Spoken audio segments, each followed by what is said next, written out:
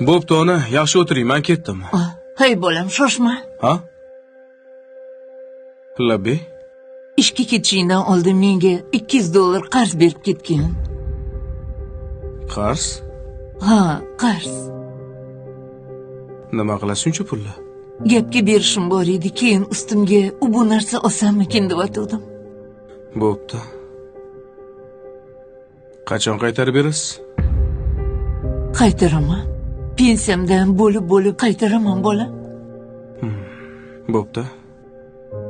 Hozir olib chiqaman.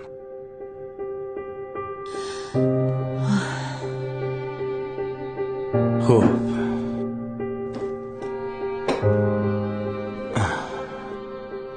Mana. Faqat vaqtida qarzingizni uzasiz. Kelishdikmi? Albatta qaytaraman. Rahmat bola.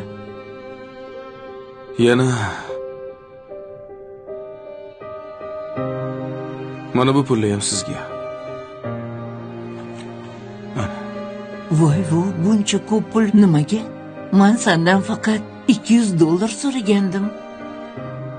Bu meni qarzim. Seni qarzing? Bolaligimda kasal bo'lganimda uxlamasdan chiqqansiz, esizdami? Uyqusiz o'tkazgan tunlaringizni haqqa. Bu pullar shularni bittasiga yetsa koshki edi. Voy bolam, puling o'zingga buyursin.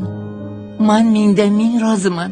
Menga sog' salomat yursang, shuni o'zi katta baxt. Ha, onam.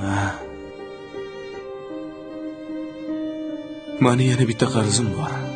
Yana qanaqa qarz? Bu qarzni hali ko'pchilik uzolgani yo'q. Bilasizmi? Menga o'xshagan farzandlar mana shu ikki og'iz gapni aytishga uyalishadi. O'zi ikki og'iz gap.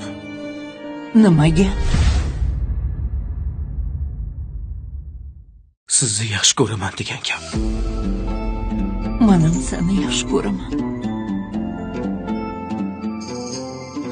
Onam. Siz mendan qarz so'rab o'tiribsiz. Aslida haqiqiy qarzdor farzandlar emasmi? O'tinib so'rayman. Mana shu qarzlarimni bo'lib to'lagunimcha iltimos. Meni tashlab bu dunyoni tark etib qolmang.